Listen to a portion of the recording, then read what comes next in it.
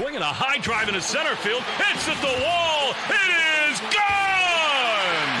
Costas does it again. It's gone! It's into the bullpen! This game is tied! He swings and rips one to center field. It's high, it's deep, it's back, it's gone! Sale winds, he fires. Swing and a miss, strike three, it's over! The Red Sox have won the World Championship! All right, let's go. Play Tessie, episode 259. This is the official Red Sox podcast of WEEI. Remember to hit that subscribe button wherever you get your podcast, rate 5 stars, and find us on WEEI's YouTube channel. You can subscribe there as well. Find the Play Tessie episodes all on the Play Tessie playlist. Hit the thumbs up on the videos. You know the drill. And we're on the socials at Play Tessie on Twitter, Instagram, and TikTok. Here with Sammy, here with Pat. Red Sox took 2 out of 3 from the Guardians, but we're probably not going to talk a ton of the games or anything on this show because the huge news was obviously during Game 2. Roman Anthony took a check swing and felt something in his oblique, and then he took a full swing after that and knew something was up. He grabbed his back, goes into the dugout, goes into the clubhouse. After the game, the Red Sox said they were getting an MRI for him. And Bregman called it a gut punch. Roman said it was definitely worse than his back thing that took 4 or 5 days last time, maybe even less. So you knew it was kind of ominous from then, just because the Red Sox downplay injuries like it's their job, and they always put off MRIs. That's their bread and butter. They always do this. Them committing for the MRI for Roman right away showed that they knew something wasn't right. They expressed some pessimism. We heard that pessimism before the results came in, or before they were released at least. And wouldn't you have it, Cora goes on the afternoon show on WEI, says it's an oblique strain. Roman says later he thinks it's grade 2. He wasn't exactly 100% sure, but I think if he's saying it's probably grade 2, he probably heard that somewhere and it's grade 2. We can get Pat's analysis on what that means. But Cora's timetable he said usually 4 to 6 weeks.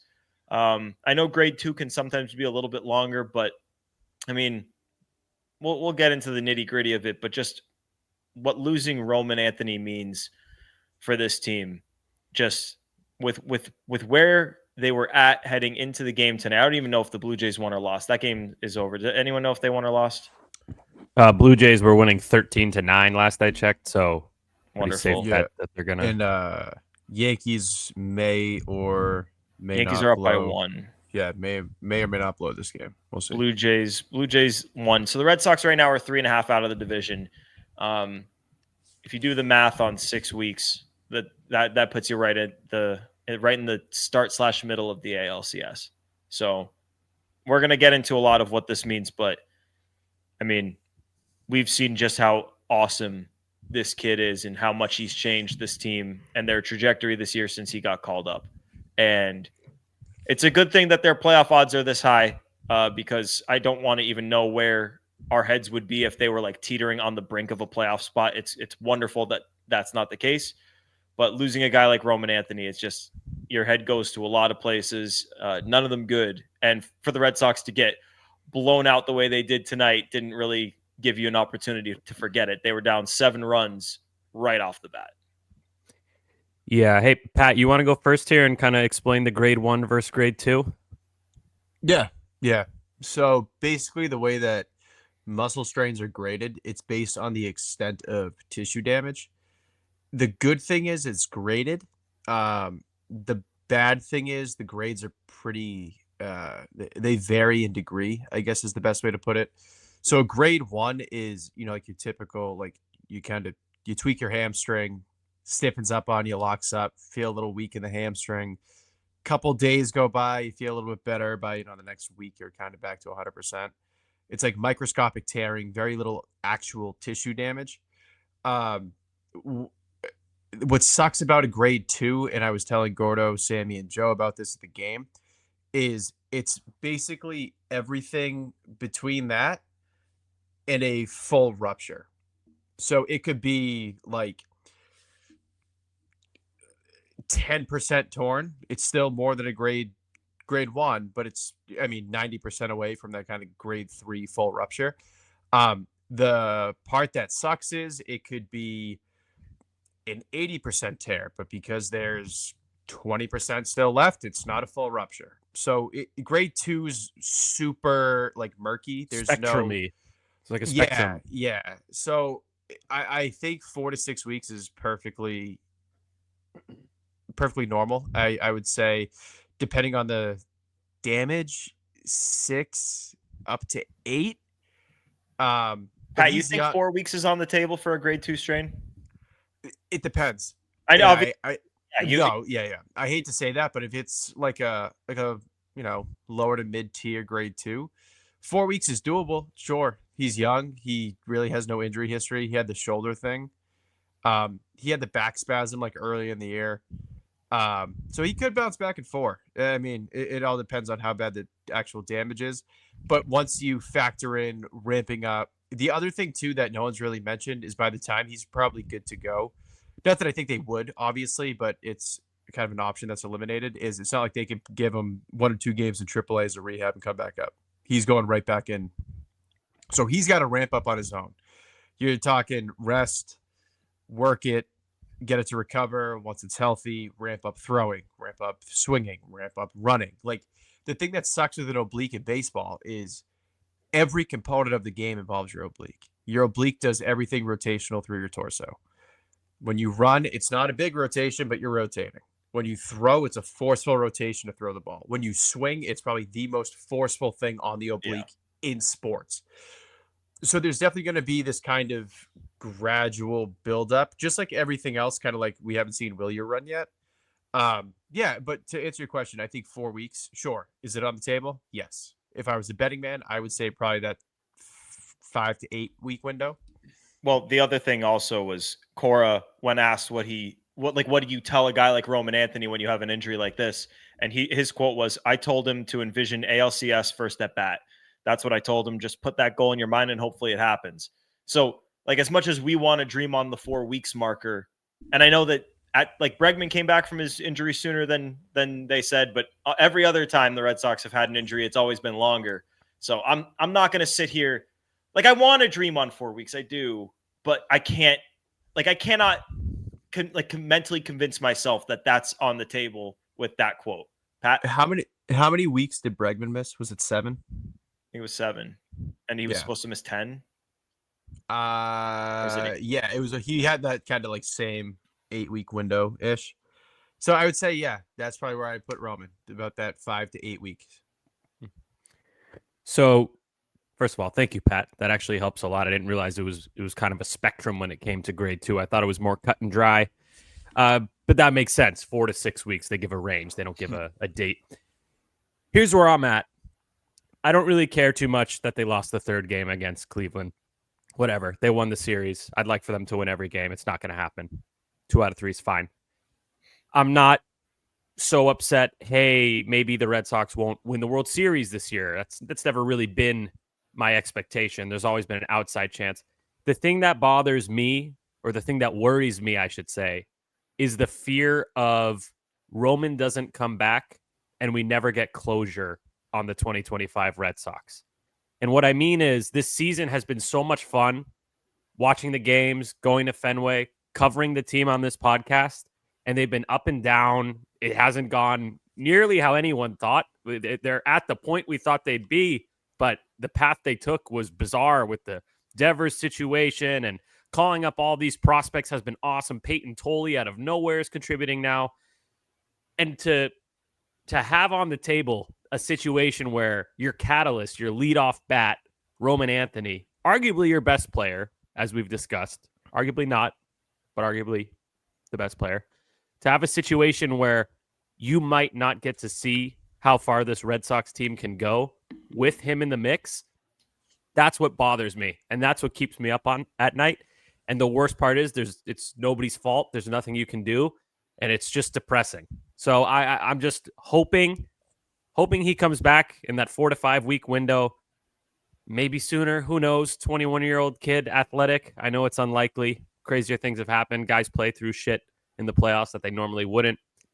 We'll see, though. But that right there is my biggest fear, is the chance of not getting closure on what the 2025 Red Sox could be, regardless of what that is. I just want to know. I want to know the end of the story. And if Roman Anthony's not involved, it feels incomplete.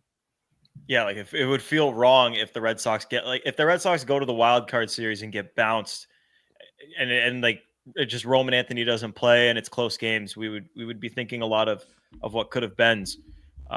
Right now, the Red Sox playoff odds 97.8%. So like for people, oh, they're gonna flame out and no, like this team is still super likely to go to the postseason. So in the sense of Roman's missing the final, however many weeks, we have about 4 and change left, 4 weeks left. It's 4. 4 weeks. Yeah. 4 weeks left in the season. Like, I don't want to say it's not meaningful because it is. Like, if the Red Sox could play great baseball and win the division and get a top 2 seed and get a bye through the wild card round, that's never meant more to them than it does right now. Like, you potentially buy yourself a chance to get Roman Anthony back if he can beat that 6-week window. If you can get to the ALDS, without having to win 2 out of 3 in a wild card series, that with or without Roman Anthony, a 3-game series is a toss-up. Like the Pirates just came to Fenway Park and beat the Red Sox in a 3-game series. Anything can happen with or without Roman Anthony in a 3-game series. So unfortunately, as their chances decrease to win the division and get a top 2 seed, it becomes all that much more important to, if you can do it, do it. I don't want to let my head get there just because without Roman Anthony, it's such a different team. He like you can see. I should have it in front of me right now. I don't. I'm gonna get it up. What they did before, they were 32-35 before he got called up. I know that one off the top of my head. 32-35 before he got called up. They're like 40. It's like ready 46-26. Not counting tonight because he's not there. 46-26. After he got called up until he went on the injured list. Like his impact, it needs no introduction. It needs no explanation. It needs no backing up. Like he's one of the best players in baseball already at 21 years old. Like what he's been able to do has been nothing short of spectacular and borderline unprecedented. And yeah, to have that guy off your team, what it does is it really, like, it makes you think, I mean, you, just in terms of the regular season, the rest of the regular season, you don't feel great about securing that first round bye. You don't even necessarily feel that great about getting the home field advantage in the wild card. Really, where my head goes is, okay, we need to set this team up if they're going to be, because they're going to be in the playoffs. Chances are they're going to be on the road in the wild card series, maybe even at Yankee Stadium for it. Yankee Stadium, Toronto, like those would be the likely places they'd be on the road. How can you best set yourself up to go to one of those 2 locations, take 2 out of 3, and give yourself a chance to get the kid back? That's how my head thinks about this positively. It's by not bringing myself to, oh my God, they're not going to win the division. Oh my God, they're not going to get the home wild card series. It's by thinking, okay, maybe we can get this kid back in the division series or the ALCS. But to do that, you have to get through the wild card series. And how do you best set yourself up to do that? So another thing too that I thought about when I was driving home from Fenway today is the postseason is so different, and it's been so long that people might not remember or know this, but your rosters are set going into a series. So if he is not good to go for game 1, he is not on the roster for the series, which again, like what, because by the time this rolls around, it's going to be kind of playing it by ear. If he's good to go, he's good to go. And then there's going to be these weird, like, do you keep him on the roster in case he's good to go game 2, 3, 4? Like, there's going to be some like roster gymnastics that have to occur if you get to that point. But Gordo, you're right. Like, that is so far ahead. You need to think, how can we position ourselves right now to have that even be a conversation? That has to be the main focus right now. Right now, where I'm at is my mind is just thinking about Arizona. I just need, now that I've mourned, I'm upset. I was upset all day. You guys saw me at Fenway. I was, moping around. Like I'm usually in a great mood when I'm at Fenway. Today I was not like that. Understandably, I think. So that's over. That's in the past. I've coped.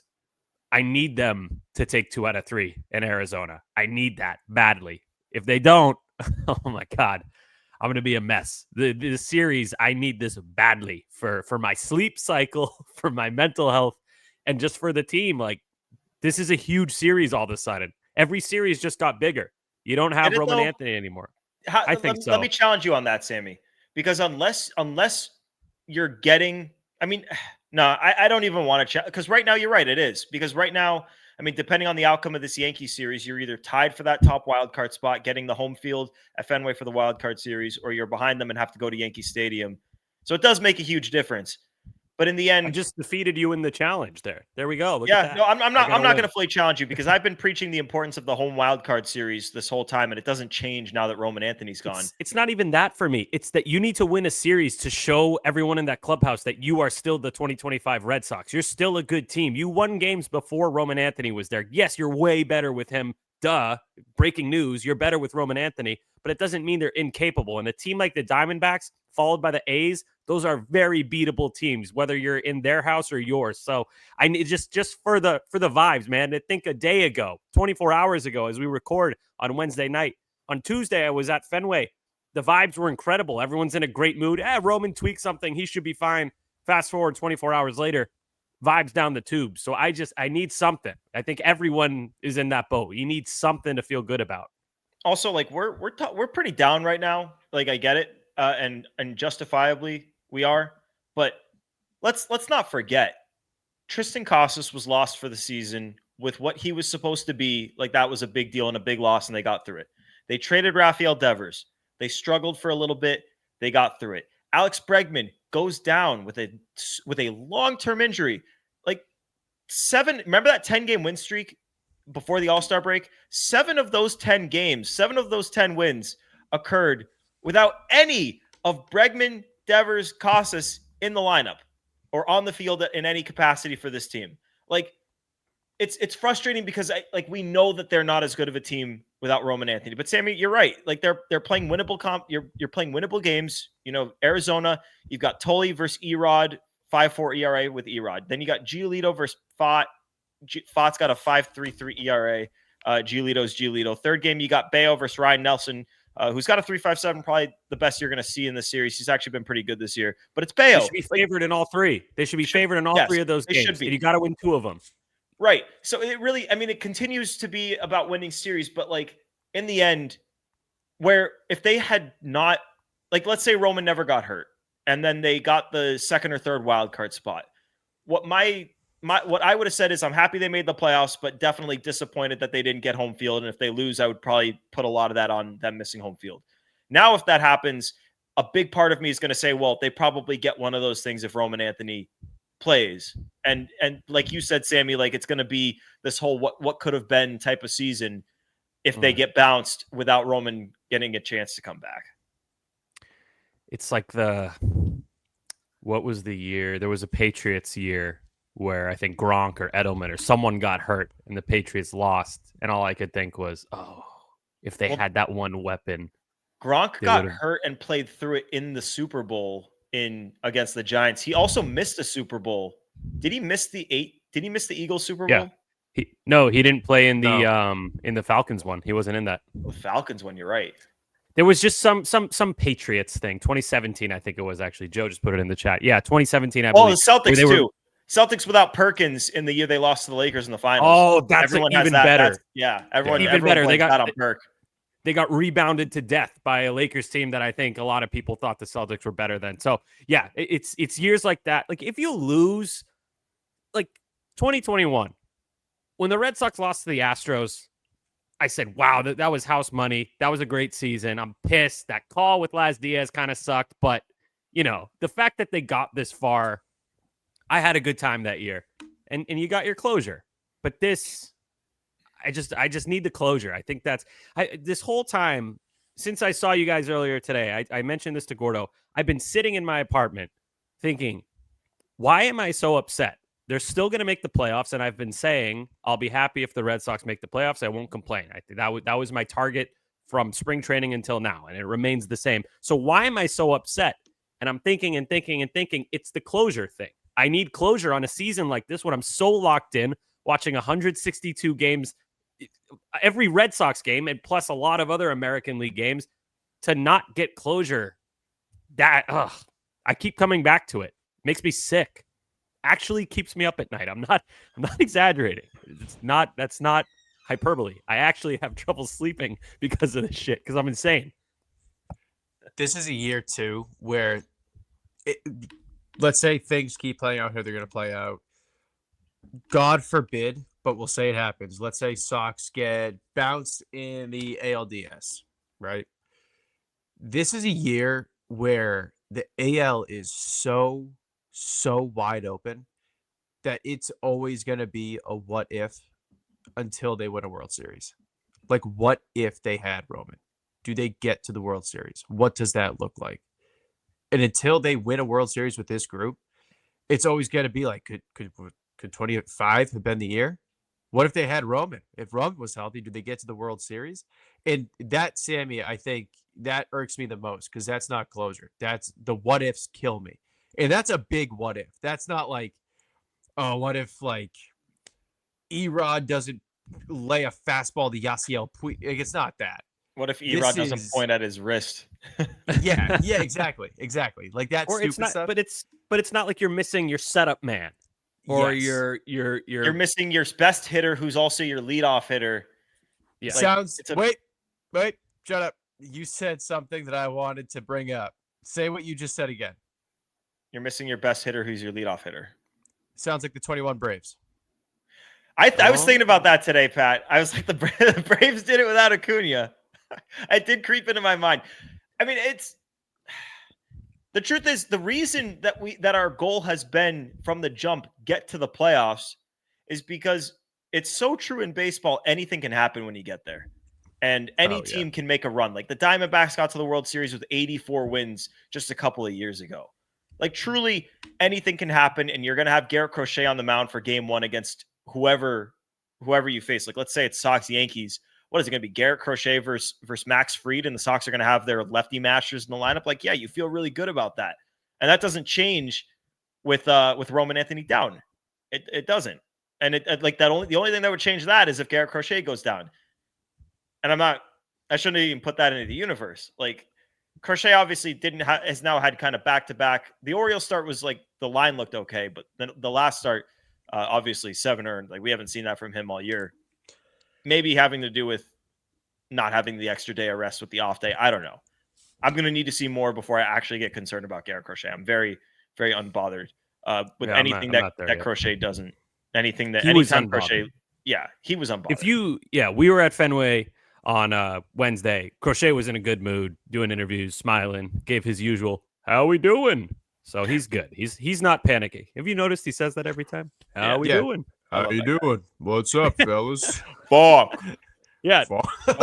That was what I said when I saw the Roman news. Fuck.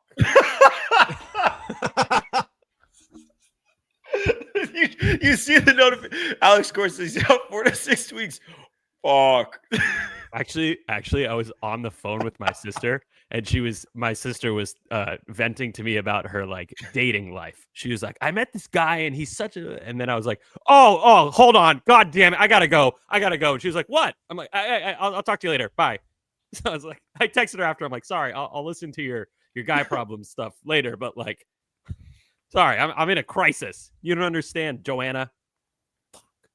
Fuck.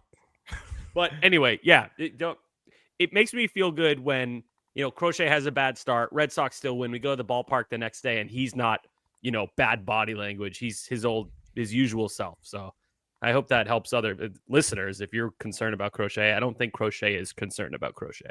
Yeah. I feel like, obviously this statement involves Garrett Crochet, but you're going to learn a lot about what version of the Red Sox we have going forward based off of how they play on the road trip. Crochet is only going to start one game on the road trip, right? He's going to get the A's. Sacramento, and that's it. Yeah. Okay. That start's obviously going to tell us a lot because we've certainly never seen Crochet not look like Crochet for 3 straight. Giolito, Bay are going to go, and we're going to see what the offense looks like. Totally. The A's in Sacramento is not easy. That ballpark is tiny, and that lineup, that's like the most underrated lineup in baseball with Kurtz, Rooker, Soderstrom, Bangaliers, Lawrence Butler, Wilson. Bangaliers. Yeah. That's actually like a legit scary lineup. Defense is terrible. Pitching is terrible. So that's not how they win. They win with offense.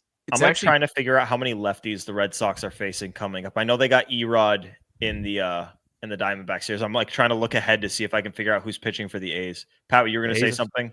No, I was gonna say it's actually funny how you would think the opposite, but I am so happy that Tully lined up against Arizona and not Sacramento. Yeah. Why do you say that? Just because you I think they're just think worse? I just think Park Factor, the Athletics are a team that are wildly slept on offensively. Like I Yeah. think they'll get you. Arizona's playing not great baseball. No Naylor, no Suarez. They're depressed. They all hate they're Ketel kind of Marte, a or maybe they don't. I don't know. yeah, like it's kind of a skeleton lineup. It's a lot like the Pittsburgh lineup that he just faced. So I think getting another good start, hopefully under his belt, will go a long way. The one thing with him though is he's kind of playing stopper on Friday. We met him today. I don't think he's phased by having to be a stopper on Friday. I am very excited to at some point. We met Peyton Tully today, and we just introduced ourselves, and we were like, oh, at some point, like, we got to get you on the show. He said he'd definitely do it. Very excited for that one. I'm really, really, really excited to interview Peyton. He said, "Yell at me, and I'll be there." So fucking yell at him. Peyton, hey, fuck, Fuck. Fuck. that should be our first question. Hey, Peyton, if you like miss your location, what does your F-bomb sound like? Give us your like, your fuck. I'm glad you asked. It's fuck. No, he's way deeper than that. Come on. Yeah, no, he had like a young guy kind of. He also had like kind of a twang to his voice, so like you gotta fuck. It doesn't really have a twang to it. Wow, fuck. Well, Yeah, shit. Ah, shucks. All right, I got the A's, guys. Sticks. You're getting Severino Springs. I don't know who Mason Barnett is. That's you made that up. That's not a person. It was right. He's a righty, so it's righty, lefty, righty. I don't know who that is. The third guy. No, so. Lopez, right? Lopez is kind of nasty. No, yeah, they've had a couple of random dudes kind of pitching okay, but no, you're getting Springs is good, but he's a lefty. I don't know. He's a nightmare, dude. He's so frustrating. Jeffrey Springs, read a book, dude. Yeah, not a fan, but yeah, I don't know. Have we gotten all of our? Is there any? Should we talk about? They called up Sogard, like they didn't call up Campbell or Password. I was two best players in the game on Wednesday night: Zach Kelly and Sogard. Zach Kelly. How about that? That was crazy. Yeah, that he went for squirrels. That was crazy. Statistically, his best game ever. Definitely. Yeah. Most pitches he's ever thrown in a game. Most innings he's ever thrown in a game. Didn't allow a run. That was crazy. I mean, that I like the game was shot, and I know we're not going to talk a ton about the games, but the game was shot, and he single-handedly kept Greg Weissert and Justin Wilson. I was sitting in the outfield today. Greg Weissert and Justin Wilson were stretching around the entire game, like they were getting ready to go in, and Zach Kelly going 4 innings a lot because Dustin May I don't think was going to go much more than 3 today. Like on short rest, I don't think he had a ton in him.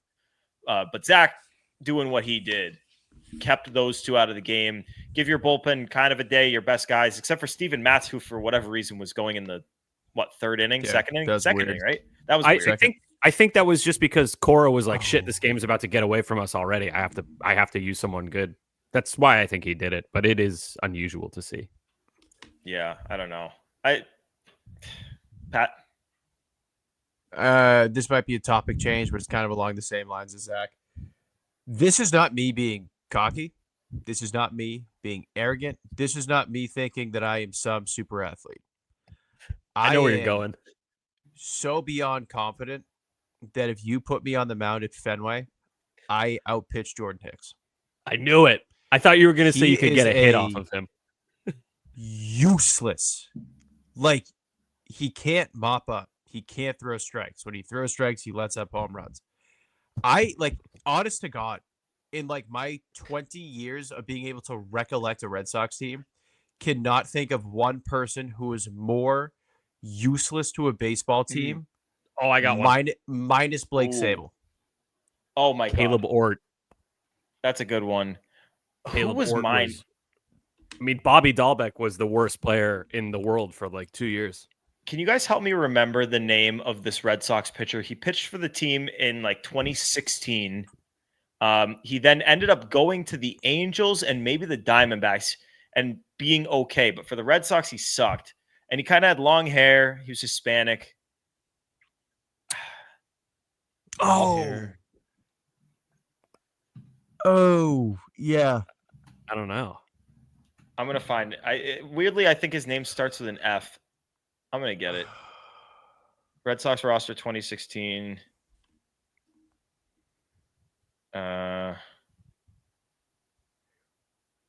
I'll find it. I know who you're talking about. Pitcher Gordo. with long Oh, hair. is it Noe Ramirez? Noe Ramirez. Yeah. Noe Ramirez. Oh, Useless. no. Hated him. I hated him. 6.23 ERA that year in 13 innings. What was Caleb Bort? Caleb Bort had to be. I mean, Jordan Hicks has an 8.20 ERA. So, Caleb Ort. Let's see what he did in his final year with the Red Sox. He had a The 6.26. He had a 6.26 in 23, and he had a 6.35 in 22. So Ort has. I think. Hicks has actually been worse. I think Hicks is better than how many innings? Hicks has how many innings Hicks should be better. Hicks has an 8.2 ERA in 21 games, spanning 18 and 2/3 innings with the Red Sox. I mean, it doesn't get worse. I would lean Caleb Bort. He gets booed every time he's out there at this point. I mean, how could you not? He's terrible, and his comments have been kind of shitty. Like, what has he done to not get booed? No, it's true. Yeah. And I still maintain, I think he'll be good in 2026. I just don't think he's going to figure it out this year. Like, you got to phantom IL that guy so hard. Sammy, I'm not walking back because I've agreed with you the whole way on that, but I'm walking back my he will be good and changing it to he has a chance to be good. Because that's what I'm seeing. I can't. I thought, oh, this is a guy who just get him in the lab over the offseason. With his comments, I don't even know if he's going to want to go in the lab in the offseason. Right. I figured that was implied. Like he could be good. I'm not saying I'm putting it on. He has an arm. Record, like he will be good. I think he'll be good, but if he wasn't good in 2026, I wouldn't be like, wow, I'm shocked. You know what's Jordan funny? Hicks. We're talking about this, and it's been about 2 months or month and a half maybe since we got. Oh no, Jordan Hicks was well over 2 months. 2 months with Jordan Hicks. We're bitching and moaning about how much he sucks. Can you imagine being a Yankee fan and having them keep trotting out Devin Williams in these high leverage situations? Well, he did have a nice little run in him. In low leverage spots. They put him in today, tie game. He has loaded the bases on 26 pitches with 1 out. Oh, 16 strikes. I hope you didn't just jinx that, Pat. He just got a strike in as I said that. Oh my God, you bum, Pat. You jinxed it. I'm just Ramon saying. Urias, Red Sox killer in multiple ways. Wow. Do we want to let's before we go to enough said, go over like they went with Sogard. I was a little bit surprised just because they needed a starting outfielder, or you would think until Brady got back, like it would be kind of an opportunity to give Campbell or maybe even the password some runway with a starting left field job. And I guess. I mean, as I'm saying it, is it because they needed? But then again, Sogard doesn't allow you to have someone play right field. So I don't know. I would have going to be playing a lot. Yeah, I bet he is too. But Password would have made more sense. Yeah, because Password could definitely play right field at Fenway. Campbell, I don't know if I'd trust him to do it, but you could reasonably put Jaron in right and hope for the best, which they may do at some points anyway. I mean, I think it. I've been on the train of thinking I don't think Duran's a great defender. Even last year when he had good metrics, I thought it looked clunky. And this year the metrics are down. Tonight he had an error. He had a nice catch, but he also had an error. So yeah, it's a little confusing. Sogard is a bit of a Swiss Army knife, but you could say the same thing about Nate Eaton. And now they're both up. So I would have gone Password just because he fits what you need better. But then at the same time, that's super redundant with Rob Refsnyder. So it's kind of a strange spot. And then, you kind of damned if you do, damned if you don't.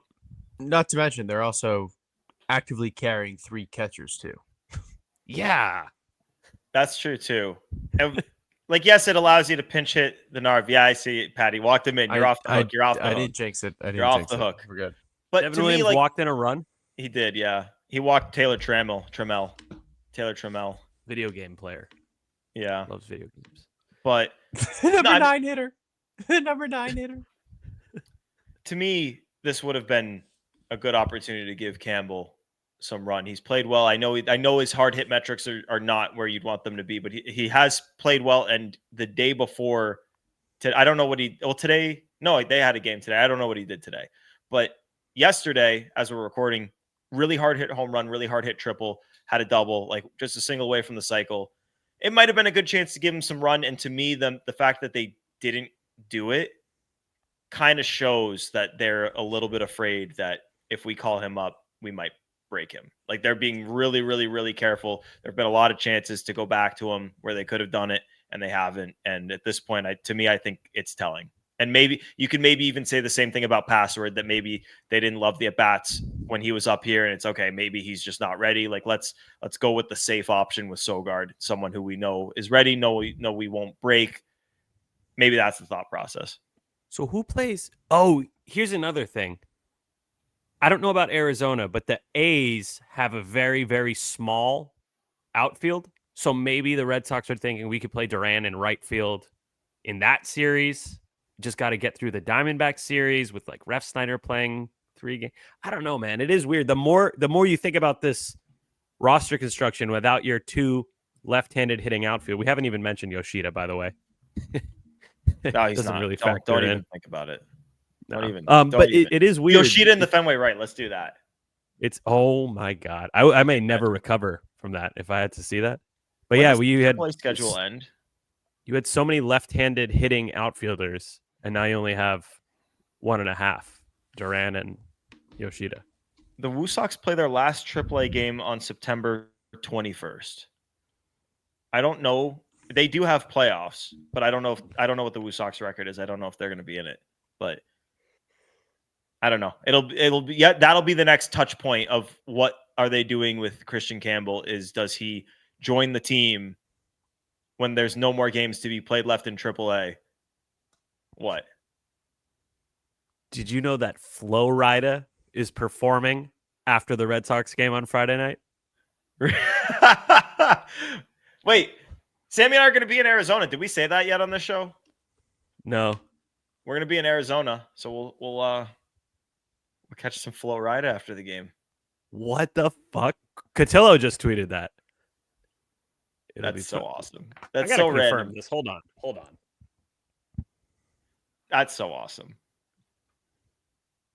Flo Rida. Oh my god, it's true. Free post-game concert presented by Coors Light Bird's Nest. All fans with tickets. Dude. I don't know if they have Twin Peaks in Arizona, but we'll probably have to be at Flo Rida. Yeah. We're gonna have apple bottom jeans. Boots with the fur. The fur. Thanks for telling the 2 guys that aren't going to Arizona about that. We definitely won't be jealous on that. Don't worry, Joe. We're gonna be we're gonna be sweating our asses off. But it's a dry heat, so it's fine. Oh, I hate when people say that. I do too. It's so stupid. It's 110 degrees. Oh, it's a dry heat. Don't worry about it. Fuck you. I've never been to Arizona, but I've shown people the weather. It's dry heat. It's 110 degrees in Arizona right now. It's dry heat. That's what I always get. But people just say that. No one. I don't think anyone actually knows what that means. It's not as bad as humidity, but it's still bad. But it's gonna be it's 95. Like, okay, thanks. Still hot. Yeah. Anyway, yeah, we're going to Arizona. So if you're in Arizona, come say hi. For whatever reason, come say hi in Arizona. Anyone got enough said? Yeah. Sammy? I am so sick of hearing about Rafael Devers. There was so much Rafael Devers talk on the broadcast tonight on Wednesday. Oh, my God. And this was the last day I wanted to hear about him when the Red Sox just lost Roman Anthony and they're getting smoked in this game and Jordan Hicks fucking sucks and Kyle Harrison's now hurt and friggin' James Tibbs is no longer even in the organization. We're talking about, Rafael Devers. Don't worry, Red Sox fans. He's heating up for the Giants. I don't care. I'm sick of it. You touch on it, mention it. It was so much. And then it's not just Nesson. It's everywhere. People talking about Devers on social media. I hear it on the radio, TV. I'm sick of hearing about him on nationally fine. But no, not tonight, Joe. You guys didn't talk about him tonight. I saw that, Joe. Not tonight. Joe's concerned face to the smile. That was good with the mustache. No. I'm saying in general. Look like a predator doing that change. Joe's you too better much talk. This week, no. Tonight was about haboobs between Will Fleming and Sean McDonough. Boobs? About what? Haboobs. What's that mean? It's apparently a weather event that happens. What is in funny Arizona. about boobs, Joe? No, nothing. Nothing's funny about it. I know we are a family oriented program, but no, those are like the way the way McDonough described it was that it's like a weather event where it's just like so windy and there's dust flying everywhere. So like it's a legit term. Yeah, Gordo, I sent you a picture of that giant dust storm. That's what that is. Yeah. Oh, you see, he did send me a Haboob. big dust storm. He did. Imagine I seeing sent that you sucker some- roll. Imagine seeing that sucker roll to town. Fuck. Look at those Aw, haboobs. Aw. Big. look at that big fucking haboobs. haboobs. All right, All Pat, right, do you who's have enough next? said? I do indeed. Football's back on drop day. Football's back, baby. I'm excited. Gives me something else to do. I'm not, believe me. It's always baseball first. Even when the Sox are in the playoffs, I always watch playoff baseball over any football game. But like, dude, just sitting on a couch and rotting on a Sunday watching football, dude, there's nothing like it. There's nothing like it. I am thrilled that it's back. I can't wait for the Patriots to be better than they were last year. And also the Astros are up 7-4. Hell yeah, Pat. Let's go. Can we do a PT like Pats and Red Zone day? I've got the multi TVs in the basement. We could just fucking rot in here. It'll be good. Yeah, absolutely. We got to do that this year. Absolutely. Sometime after the season when we're ready to rot. What are you laughing at, Ready to Sammy? rot. Just come over to my place. We could just fucking rot. Yeah. Make some nachos and drink some beers and just rot. Oh, no pizza though. Oh, I'll make you guys the pizza. No. I'll make you guys the shrimp pizza. No. All right. I'll make 2 full pies and we could each eat half a pie. Shrimp pizza. Simon says no. Yes. He says yes. Gordo, what is your enough said? Okay, you want my enough said? Yeah. I thought it was weird. The Kyle Harrison stuff was a little bit weird. What did you want my enough said to be, Pat? Your hat, dude. Oh, yes. I have an awesome new Baseballs and Boring hat, which these guys are going to get their hands on. And if you want one, Venmo Brad or DM Bradfo. And I think it literally is just if you Venmo him, he'll send it to you. So he got 30 of these. So the supply won't last. I think at some point they might come back up for sale once he's got his website in order, but I don't know when that's going to be. So DM him and he'll probably just take a Venmo and he'll ship it to you. But yeah, my other enough said, I'll have 3 enough saids today. Speaking of football, if you know of a good streaming site with streamies down and like buff streams, meth streams, like none of these things, none of the stream sites that I've used, and I haven't needed to use one in a while, they're all seemingly shut down. So if you've got a good one, please DM me, tell me, because Sammy and I are going to need it for Sunday in Arizona. There's no way they're airing that game. We're going to need it. I'm going to need to put it on my phone. Sammy, literally, I think he said to me either last show or right after the last show that we're going to need to figure out the Pats. And I told him I got him covered. And then Streamies got shut down. So hit me up. But my full enough said is that the Kyle Harrison thing was a little bit weird because Kyle Harrison's in Worcester talking about how, like my ankle was the reason that I couldn't start. And, I wish I could have all that. And then Cora says, when asked about Kyle Harrison coming to Boston for an MRI, he said, "Oh, I don't know about that." So I thought that was weird. I've heard that he did get an MRI and he's fine, but he's going to take like 4 to 5 days and they're going to see from there. I don't really know what's going to come of it from there, but I thought it was weird that Cora didn't admit to the fact that he got an MRI. I don't know. I thought that was a little bit weird. Just something I thought of. More weird messaging from the Red Sox, which feels like a 2023, 2024 kind of thing. But it's just like strange. He's like defending Jordan Hicks and Masa Yoshida to the end of the earth. And maybe the focus should be on Hicks because Yoshida actually had a pretty good game in game 2, didn't play in game 3. But with Hicks, every time he sucks, it's like, oh, his stuff is there. It's like Boone with Volpe. But then with an obvious opportunity to defend Kyle Harrison, kind of didn't. So I don't know. I don't know what that was about. Something I thought of. I don't know. We'll see what comes of it, if anything.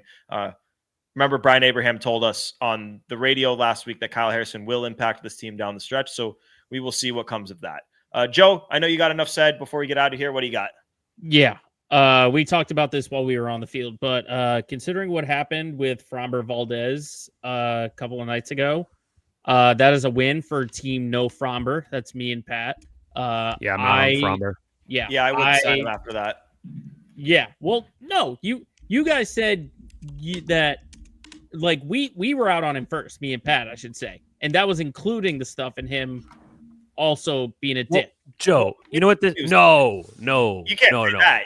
No. This is like a broken clock being right twice a day. Like, we're out on Framber now too, but it's not because of the reasons you guys stated. That like this is completely different. Framber had one bad start against the Sox, and Joe was in the group chat like, this guy is fucking terrible. Get his ass. But no, I mean, that's a legit, as a fan of the Red Sox, if you're looking at a free agent pitcher, that's a pretty significant turnoff. Like, you're willing to drill your catcher too. It's not like just some teammate. Like, you're the pitcher. That's the catcher. Who you're a battery, and you're intentionally trying to hurt him with a 93-mile-an-hour fastball to the chest. No, like that's shit, man. That is a legitimate deal breaker act right there. Yeah. Oh, he lost himself legit money with it's like when singular pitch.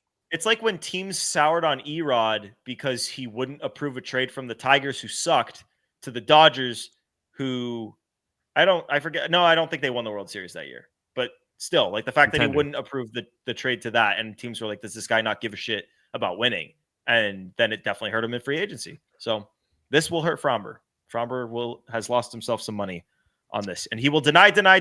But well, me and Pat are gonna go modern age reporter and take a victory lap because we were on it first. Fair enough. You can take this win. Give me my credit. Just ahead of the curve, man. All right. Should we wrap it on that? Please, prayer circle every night. Just pray that Roman Anthony gets back and plays for this team again this year. Please. Please. We need him back. But thank you guys for tuning in. Episode 259 of Play Tessie. Remember to hit that subscribe button wherever you get your podcasts. Rate 5 stars. Find us on WEI's YouTube channel. Hit the thumbs up on all our videos you can find in the Play Tessie playlist folder. Find us on the socials at Play Tessie on Twitter, Instagram, and TikTok. For Sammy, for Pat, for Joe producing, it is Gordo. For Play Tessie, episode 259. Thanks for tuning in. Praise be Roman Anthony. Peace.